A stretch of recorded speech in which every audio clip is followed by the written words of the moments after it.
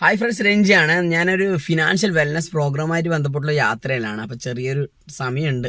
കാരണം അവിടുന്ന് ഒരു കോള് വന്ന് നമുക്ക് കുറച്ച് സമയം കൂടി വേണം. അവരവിടെ പ്രിപ്പറേഷൻസും അവിടെ കുറച്ച് പ്രോഗ്രാംസ് ഒക്കെ നടക്കുന്നുണ്ട്. അപ്പോൾ ആ സമയത്ത് ഞാനിപ്പോൾ കാറിലുള്ളത്. ഞാൻ വിചാരിച്ചു നിങ്ങൾക്ക് വേണ്ടി ഒരു യൂസ്ഫുൾ ആയ ഒരു വീഡിയോ ചെയ്യാമെന്ന്. അപ്പോൾ ഇന്ന് ഞാൻ അവിടെ സംസാരിക്കുന്നത് ഫിനാൻഷ്യൽ വെൽനസ് പ്രോഗ്രാംസിൽ സംസാരിക്കുന്നത് പിന്നെ ബഡ്ജറ്റിങ്ങിനെ കുറിച്ചും അതുപോലെ ടാക്സ് പ്ലാനിങ്ങും അതുപോലെ ഫിനാൻഷ്യൽ ഹെൽത്ത് ചെക്കപ്പും ഇമ്പോർട്ടൻസ് ഓഫ് ഫിനാൻഷ്യൽ പ്ലാനിങ് അതിനെക്കുറിച്ചാണ്. അപ്പോൾ വെൽക്കം ടു രഞ്ജിസ് പാഠശാല. ഈ വീഡിയോ നിങ്ങൾക്ക് യൂസ്ഫുൾ ആണെന്ന് തോന്നിയാൽ നിങ്ങൾ ചാനൽ സബ്സ്ക്രൈബ് ചെയ്യുക. അതുപോലെ നിങ്ങളെ ഏജൻസ് ഫ്രണ്ട്സിന് വേണ്ടിയിട്ട് ഷെയർ ചെയ്യുക. കാരണം it's A channel specially dedicated for the agents friends. അപ്പം നമുക്ക് കഴിഞ്ഞ ഈ മാസം തന്നെ ഞാൻ എൻ്റെ സെഷൻസിൽ നമ്മൾ ടാക്സ് പ്ലാനിങ്ങിനെ കുറിച്ചും ബഡ്ജറ്റിങ്ങിനെ കുറിച്ചും സംസാരിച്ചിട്ടുണ്ടായിരുന്നു. നമ്മുടെ കൂട്ടത്തിൽ കുറച്ച് ആൾക്കാർക്ക് അറ്റൻഡ് ചെയ്യാൻ പറ്റിയില്ല. അതുകൊണ്ട് അവർക്കും കൂടി യൂസ്ഫുൾ ആവുന്ന തരത്തിലാണ് ഞാൻ ഇന്ന് ഈ വീഡിയോ. ഒരു സ്മോൾ വീഡിയോ ആണ്.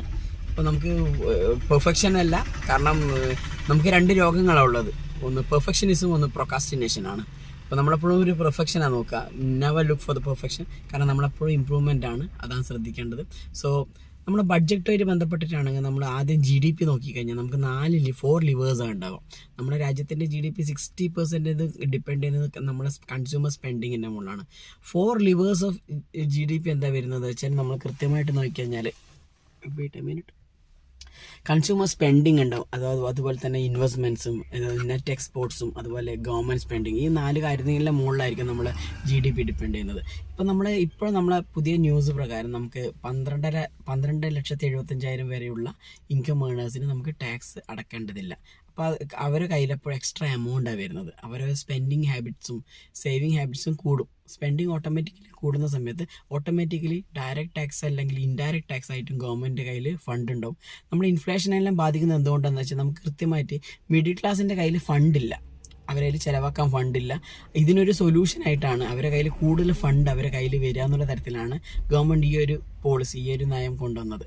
ഇപ്പോൾ 12,75,000 വരെ ആണെങ്കിൽ ആ 75,000 രൂപ വരെ നമുക്ക് ഒരു സ്റ്റാൻഡേർഡ് ഡിഡക്ഷൻ ആയിരിക്കും. ബാക്കി എമൗണ്ടിൻ്റെ മുകളിലായിരിക്കും നമ്മൾ കൃത്യമായിട്ട് ടാക്സ് കാൽക്കുലേറ്റ് ചെയ്യാം. ആസ് എൻ ഏജൻറ്റ് നമുക്കത് കൃത്യമായിട്ട് ഈ പുതിയ റെജീമിൽ നമുക്ക് കൃത്യമായിട്ട് ഒരു കാൽക്കുലേഷൻസ് അറിഞ്ഞിരിക്കണം. അപ്പോൾ നമ്മൾ കാൽക്കുലേറ്റ് ചെയ്താൽ നിങ്ങൾക്ക് മനസ്സിലായി ഏകദേശം 60,000 രൂപയായിരിക്കും ടാക്സ് അടക്കേണ്ടി വരിക. അപ്പോൾ 87A പ്രകാരം, ഇൻകം ടാക്സിൻ്റെ റൂൾ 87A പ്രകാരം 60,000 വരെ നമുക്കൊരു ഡിഡക്ഷൻ ഉണ്ട്. അപ്പോൾ അവർക്ക് ടാക്സ് അടക്കേണ്ടതില്ല. അതിൻ്റെ അർത്ഥം നമ്മൾ 12 ലക്ഷം വരെ ഉള്ള ആൾക്കാർ ടാക്സ് റിട്ടേൺ സബ്മിറ്റ് ചെയ്യേണ്ടതെന്നല്ല. 4 ലക്ഷം വരെ ബേസ് ഉള്ള എല്ലാവർക്കും റിട്ടേൺ സബ്മിറ്റ് ചെയ്യണം, പക്ഷേ ടാക്സ് അടക്കേണ്ടതില്ല. അപ്പോൾ അതുകൊണ്ട് as A agents point of വ്യൂവിൽ നമുക്ക് എന്താണ് ബെനിഫിറ്റ്, അതാണല്ലോ നമ്മൾ അറിയേണ്ടത്. അപ്പോൾ ഒരു ഏജൻസ് പോയിന്റ് ഓഫ് വ്യൂവിൽ നോക്കിക്കഴിഞ്ഞാൽ കസ്റ്റമർ മുന്നിൽ നമ്മൾ സെറ്റ് ചെയ്യേണ്ടത് നിങ്ങളുടെ അക്കൗണ്ടിൽ അടുത്ത ഫിനാൻഷ്യൽ ഇയറിൽ ഒരു മാസം 5,980 രൂപ, ഏകദേശം 71,500 രൂപ എക്സ്ട്രാ എമൗണ്ട്, ഒരു ഇൻവെസ്റ്റബിൾ എമൗണ്ട് വരും പുതിയ റൂൾ പ്രകാരം. നമ്മളത് 12 ലക്ഷമുള്ള ഒരാൾക്കാരുടെ കാര്യമാണ് ഞാനിപ്പോൾ സംസാരിക്കുന്നത്. അപ്പോൾ ആ എമൗണ്ട് നിങ്ങൾക്ക് കൃത്യമായിട്ട് സേവ് ചെയ്യാൻ പറ്റും നമ്മുടെ ഫ്യൂച്ചറിലേക്ക് വേണ്ടിയിട്ട്. അപ്പോൾ അവർ പറയും നമ്മൾ ATC, ഞാൻ പഴയ റെജീമാണ്, ATC പ്രകാരം നമുക്കിപ്പോൾ ബെനിഫിറ്റ്സ് അത്ര കാര്യമില്ലല്ലോ. അപ്പോൾ നമ്മൾ അത് അവരോട് പറഞ്ഞ് മനസ്സിലാക്കേണ്ടത് ATC എന്നുള്ളതല്ല ഏറ്റവും ഇമ്പോർട്ടൻ്റ് ആയ കാര്യം. നമ്മൾ ATCയിൽ 1.5 ലാക്സാണ് വരിക.